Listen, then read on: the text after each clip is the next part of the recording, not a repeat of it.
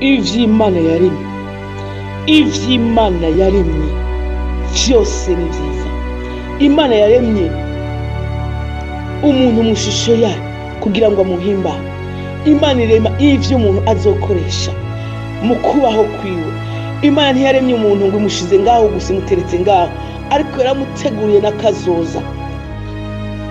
Imana irarema, Imana irarema mu bushobozi bwayo, Imana irategeka mu bushobozi bwayo.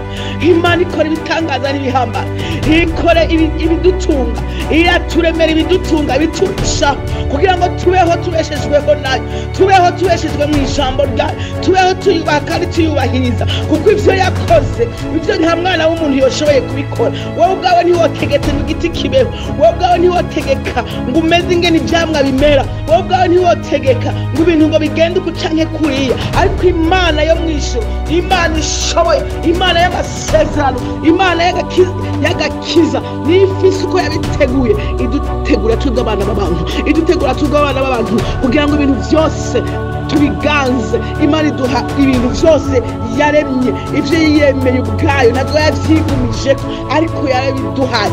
Ndetse kirushije vyose iduha umwana wayo w'ikinege ngo aducungure, amaraso ya Kristo aducungure, iduha isezerano ridasanzwe, iduha isezerano ryo kuja mu bwami bwo mw'ijuru, iduha isezerano ridasanzwe ko uwihana wese ngo abamwakiriye bose yabahaye ububasha bwo gucika abana b'Imana, ngo nibo bizeye izina rye, nibo bizeye izina rya Yesu Kristo. Haleluya! Uwemera ko Yesu Kristo ari umwami n'umukiza mu bugingo bwiwe, agaca bugufi akihana, akamenya ko Yesu yabaye umwami wo kwitanga, yitangira ivyaha vyacu, Imana iramwemera aciye bugufi. Ivy'Imana yaremye, ivy'Imana yaremye n'ibitangaza gusa, ivy'Imana yaremye n'ibizima, ivy'Imana yaremye n'ibihambaye. Imana rero yararemye, iraremye ibiti, irategeka ngo nihabeho ijoro, irategeka ngo nihabe ivyatsi, irategeka ngo nihabe umurango, nihabe inyenyeri, nihabe ukwezi, nihabe izuba, irategeka kubwubasha n'ubushobozi bwayo.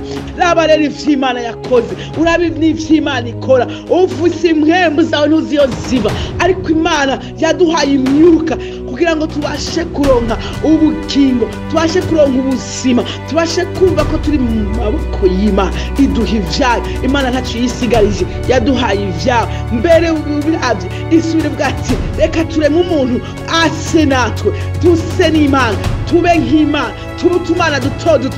Ariko uyu munsi usanga abantu biyoberanije, batemera ubukuru n'ubutwari bw'Imana, batemera amategeko n'ivy'Imana yabagenze. Umuntu wese akifata uko yigombeye. Mwari mukwiye kwifata nk'uko Imana igomba. Raba urukundo Imana idukunda, raba urukundo Imana ikunda abantu, uriko rwatumye itanga umwana wayo w'ikinege ngo umwizera wese ntazapfe rubi, ariko ahabwa ubugingo budashira. Va rero mu gupfa rubi uronka ubugingo budashira, kuko Imana ubugingo yabuteguye, kandi yabuteguye abuwihana wese akava mu vyaha agakizwa. Raba ivy'Imana yakoze, raba ivy'Imana yaremye. Ibi byose Imana yabiremye ku bwawe kugira ngo mwana w'umuntu utahure ko Imana iriho, utahure ko Imana ishoboye, utahure ko Imana ikomeye, utahure ko Imana itagereranywa, kuko Imana yacu ari Imana y'igitangaza.